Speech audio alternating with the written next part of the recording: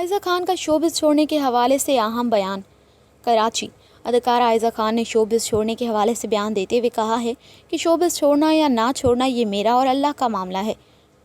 عائزہ خان گزشتہ روز اداکارہ ریما خان کی ٹرانسمیشن باران رحمت میں شریک ہوئیں، جہاں انہوں نے ڈرامہ سیریل میرے پاس تم ہو سے متعلق اور شوبز چھوڑنے کے حوالے سے بات کی۔